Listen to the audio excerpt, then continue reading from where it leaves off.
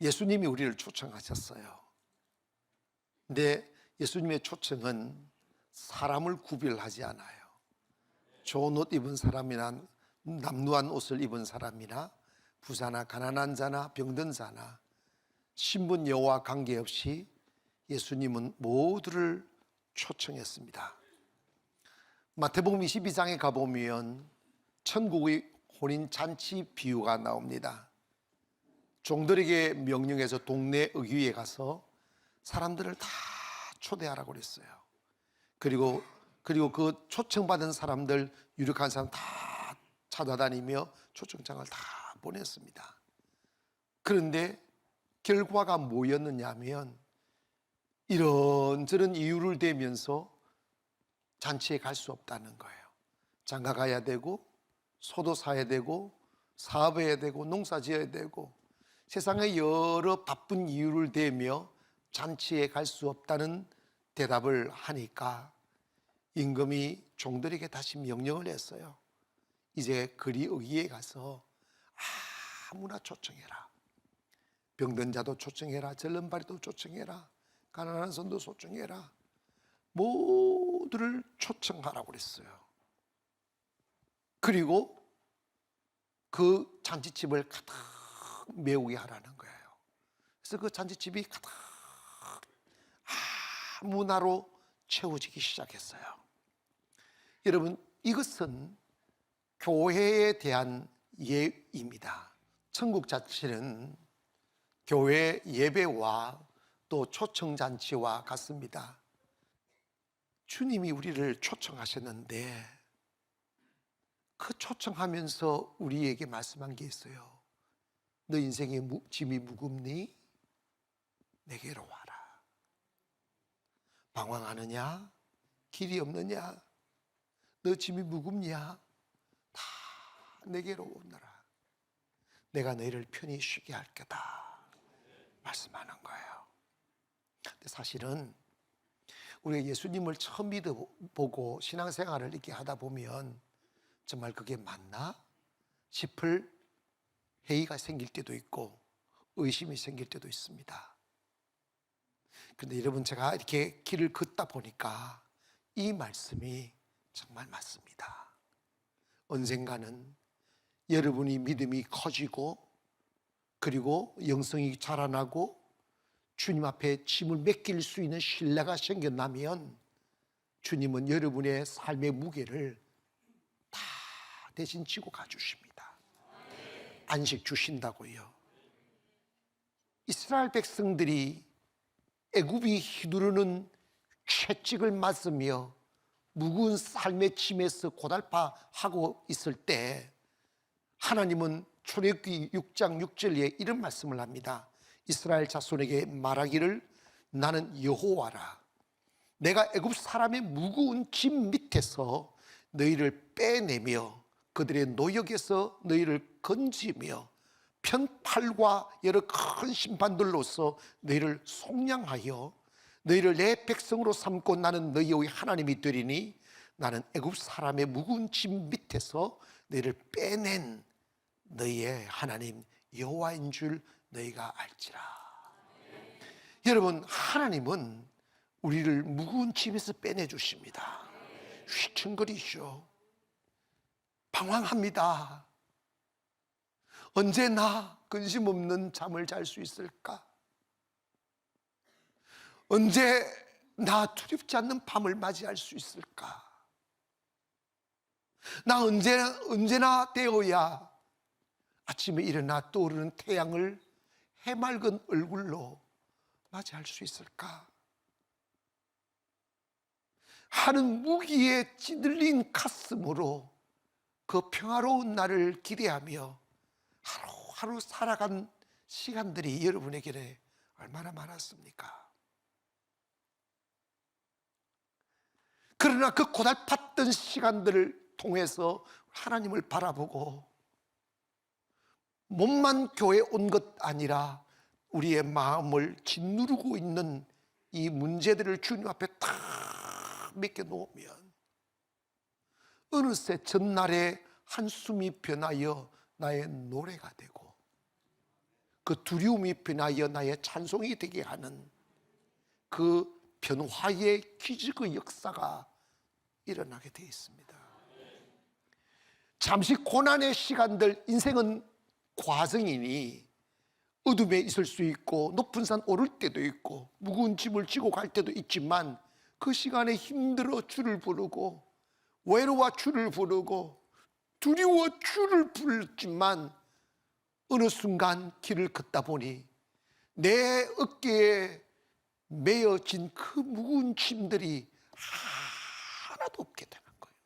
다 해결되고 평안이 찾아오고 자유롭게 노래할 수가 있고 아침 태양이 희망으로 보이는 소망이 우리에게 주어져 있음을 보게 됩니다.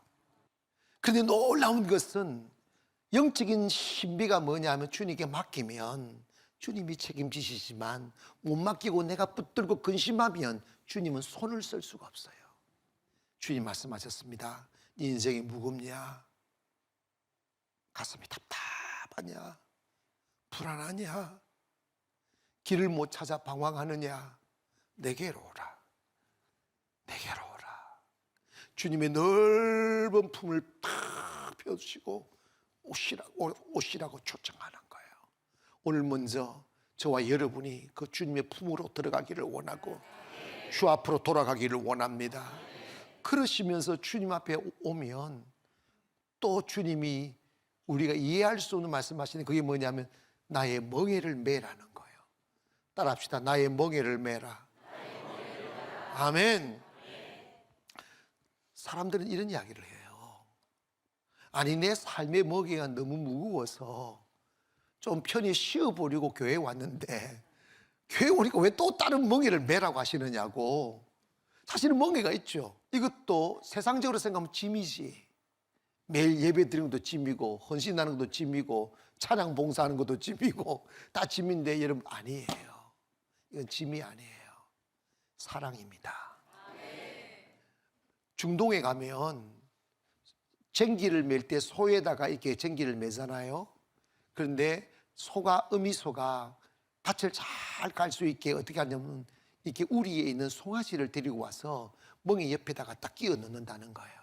그러면 송아지가 발라발라 이거 꼬리 흔들면서 막 쫓아다니면 어미가 힘을 더 낸다는 거예요. 막 좋아가지고 송아지하고 이렇게 걸으면 그렇게 좋아한다는 거예요. 여러분 교회 와서 멍에를 매는 그 멍에는 사랑의 멍에입니다. 무슨 멍에? 여러분 있지 않습니까? 사랑의 멍에는 주님 말씀합니다. 이 멍에는 쉽다고 그랬어요. 여러분 교회에서 오늘 교회에서 하시는 모든 멍에는 사랑의 멍에입니다. 세계 최장수 부부로 소문이 난 영국의 퍼시 에로시스와 플로렌스라는 부부가 있었어요. 이분들은 교회에서 주일학교 교사하다가 서로 만나서 80년을 회로한 사람으로 유명한 분인데 남편은 105세, 아내는 100세 때 인터뷰를 했는데 당신들은 어떻게 이렇게 오랫동안 장수하며 서로 이렇게 사이좋게 80년을 살 수 있었습니까? 라고 물었더니 남편이 하는 말이 저는 아침에 일어나면 아내 보고 여보 사랑해요 이렇게 말해준대요. 그러면 아내는 당연하지 이렇게 안 하고 아내는 여보 미안해요 이랬대.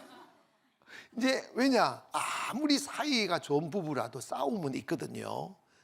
그런데 여보 미안해 아내가 남편한테 여보 미안해요 이 말 진짜 끝내주기 좋더라고. 여러분 연습이라도 한번 집에 가서 한번 해보세요.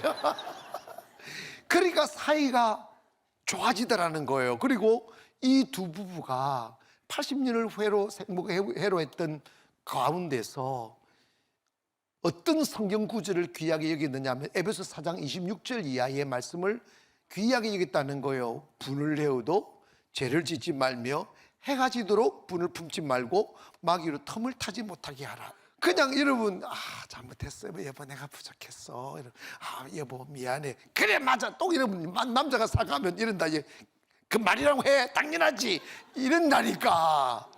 그러지 마셔. 마태복음 11장 29절에 나는 마음이 온유하고 겸손하니 나의 멍에를 메고 내게 배우라. 그리하면 너희 마음이 뭘 얻는다고 하는 것이에요. 힘을. 그러면 주님께서 뭘 배우라는?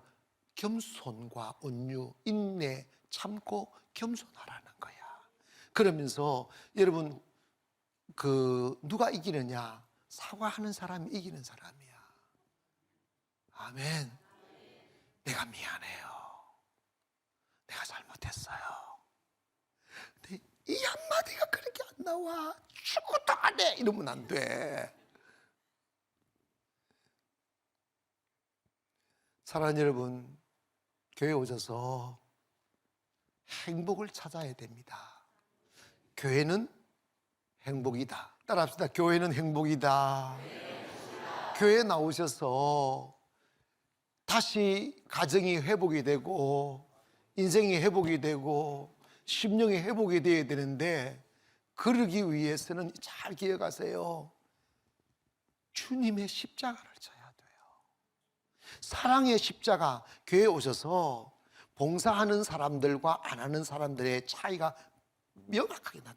교회 오셔서 좀 피곤하고 힘들 들지만 성가대라도 하고 주차도 하고 안내도 하시고 이런저런 봉사를 하면서 점점 마음의 여유로움이 생겨나고 마음이 깊어지기 시작하는 거예요. 주님 말씀하셨습니다. 내게 와서 내 멍에를 가지며, 사랑의 멍에, 다른 사람들을 살리고 주님을 알게 하고 자유를 주고. 그러면 여러분, 주님의 멍에를 메고 가면 어디선가 내 마음에 행복의 바람이 불어오는 거예요. 어디선가 모를 평안의 바람이 불어오는 거예요. 불안함이 떠나갑니다. 주님의 아름다운 선한 영향력이 우리 안으로 스며들기 때문에 편함이 있는 거죠. 여러분, 잠 주무실 때 근심의 밤을 보내지 아니하시고 하나님의 은혜 안에서 편한 밤 주무시기를 주의 이름으로 축원하고, 아침에 딱 일어나 싱그러운 태양을 딱 바라보는 순간에 저 태양은 나를 위한 기회야. 하나님이 나에게 이 세상을 정복하라고 주신 시간이야 생각하시며 행복한 가슴과 소망 가운데 태양을 바라보기를 주의 이름으로 축원합니다. 그렇게 가시다 보면 그런 일이 분명히 일어납니다. 마지막으로 주님께서 우리에게 하신 말씀, 오라고 하신 뒤에 내게 와서 배우라고 하셨어요. 따라합시다. 내게 와서 배우라. 아멘. 인간은 정체되면 망합니다. 인간은 죽을 때까지 배웁니다. 그래서 예전에 초상이 나면 그 관에다가 학생이라는 말을 씁니다. 학생. 배우는 학생이었다고. 죽었어도 배운다는 거예요. 여러분, 교회도 많은 영적인 깨달음을 통하여 배움이 있고 새로운 것을 깨닫고 가는 것을 통해서 믿음이 자라는데, 요즘에 학은 있고 학교 있고 하는데 학부형들이 아이들을 학원이나 학교에 보낼 때 요즘 걱정을 그렇게 많이 한다는 거예요. 왜 그러냐 했더니 오염된 잘못된 문화를 배울까 봐, 동성애 배울까 봐, 마약 배울까 봐, 술 배울까 봐, 죄 배울까 봐 엄마 아빠들이 정말 근심이 많다는 거예요. 한 번은 악마들이 모여서 회의를 했다는 거예요. 어떻게 인간을 파괴할 수 있을까? 인간을 파괴할 수 있는 무기를 어떻게 만들까? 어떤 무기가 인간을 파괴시킬 수 있을까? 회의를 하다가 찾아낸 게 세계의 도끼를 만들자고 결의를 했다는 거예요. 그리고 이 도끼를 딱 만들고 나면 인간을 딱 죽일 수 있다고 하면서 그 뭐랄까 야비한 웃음을 칼칼칼칼칼칼 웃었다는 거예요. 그런데 그 세계의 도끼가 뭐냐면 첫 번째 도끼는 붉은 도끼였다는 거예요. 빨간 도끼였는데 이 도끼는 뭐 하는 거냐 하면 인간의 가슴 속에 움트고 있는 믿음을 찍어내는 도끼라는 거예요. 인간의 가슴 속에 자라나는 믿음을 찍어내버리면 인간은 그냥 망한다는 거예요. 여러분, 사람이 살면서 부모님들은 매일 자녀들에게 이릅니다. 세상 나가서 사람 조심하라, 친구 조심하라 이런 데인데 그거 별로 좋은 말이 아니에요. 주님 믿으면 주님께서 좋은 사람 붙여주실 줄 믿기를 바랍니다. 좋은 친구, 사람이 사람을 떠나서 어떻게 살아요? 사람 너무 경계하지 마세요. 하나님 믿고 여러분 정의롭게 살아가면 하나님께서 영적인 동반자, 영적인 비저너리, 아멘, 영적인 친구들을 만나게 해줄 줄 믿습니다. 믿고 살아야죠. 두 번째 도끼는 파란 도끼인데, 이 파란 도끼는 뭘 얻느냐면 우리 마음에 움틀거리는 소망을 찍어내 버린다는 거예요.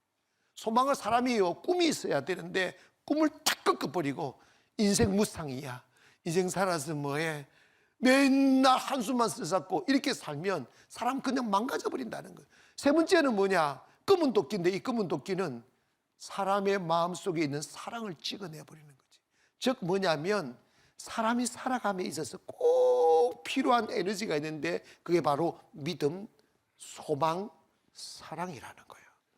여러분 안에 주를 믿는 믿음이 싹 돋기를 원하고, 주님을 믿게 되면 꿈 없이 지쳐갔던 사람도 야, 나도 잘 될 수 있어, 나도 위대해질 수가 있어, 나도 꿈을 이룰 수가 있어 하며 소망의 마음이 피어올라야 되는 거죠.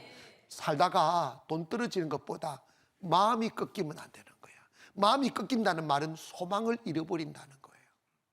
여러분, 송도에 오셔서 인천에 사시면서 반복되는 삶으로 인하여 여러분의 소망이 꺾이면 안 돼요. 그 마귀한테 지는 거예요. 예수 믿는 사람들은 생기발랄해야 되고 매일 소망이 넘쳐야 돼. 그래서 인생은 내가 꿈꾸는 대로, 소망을 하는 대로 가게 되어져 있어요. 에이, 그 인생 뭐 살다 죽으면 그뿐이지. 그 생각이 정말 위험한 생각이에요. 아무리 칠흑 같은 어둠이 나를 기다리고 내가 해결할 수 없는 무거운 짐이 나를 짓누르고, 그리고 아무리 동서남북을 바라보아도 길 하나 찾지 못할 어둠 속에 내가 갇혀 있어도, 요셉이 감옥에서 자그마한 창살로 빛이 오는 빛을 바라보며 기도했듯이 오늘 우리는 주님을 향해 소망을 가져야 돼요. 소망만 가져 있으면 길은 열리십니다. 마귀가 우리를 망가뜨리려고 우리에게 믿음을 빼앗아가고 소망을 빼앗아가고 사랑을 빼앗아가 사람들의 가슴이 완악해지고 짐승같이 변해져 간다 할지라도, 언제나 아무리 세상이 타락해도 어디나 하나님은 그루터기를 남겨놓습니다. 하나님의 성을 지으신다 이 말입니다. 여러분, 우리는 이 세상의 공기를 마시며 세상 속에 살아가고 있지만 우리는 이 세상에 속한 사람이 아니라 하늘나라에 속한 사람들입니다. 그래서 하나님은 우리 특별 은총 속에서 우리를 인도하고 계시기 때문에 항상 소망을 잃지 않고 살기를 주의 이름으로 축원합니다. 미국의 대부호였던 코넬리우스 밴드빌트라는 분이 있었습니다. 이분은 그야말로 돈밖에 몰랐던 사람이었어요. 돈 믿고 살았던 사람입니다. 돈만 있으면 되지 이랬던 사람이에요. 그런데 어느 날 자기가 예상하지 못했던 시간이 다가오는 거예요. 그렇게 빨리 다가오리라고 상상 못했는데, 그렇게 갑자기 다가오리라고 상상 못했는데 어느새 그의 인생이 화살처럼 지나가고 황혼 앞에 딱 서 죽음 앞에 맞닥뜨리게 되었습니다. 많이 모아놓은 재산도 필요가 없었어요. 친구도 필요 없었어요. 가족도 필요 없었어요. 혼자의 몸으로 죽음 앞에 서게 되었어요. 야릇한 두려움이 막 몰려옵니다. 나 어디로 가는 것일까? 내 영혼은 어떻게 되는 것일까? 밀려오는 두려움을 이기지 못합니다.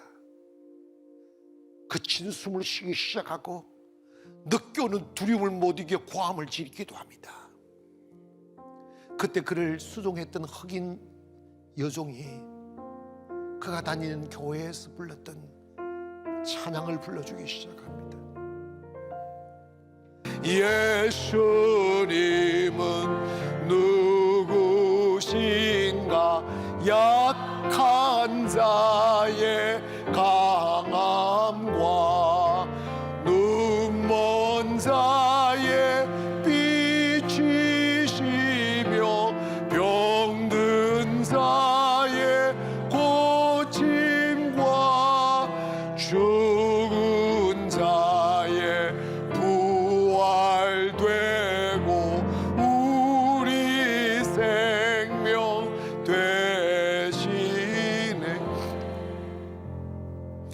찬양을 흑인 여종이 쭉 불러줄 때 고함치는 소리를 멈추고 묵묵히 예수님의 이야기를 듣기 시작합니다. 돈이면 다 될 줄 알았는데, 세상의 재물과 명예면 될 줄 알았는데,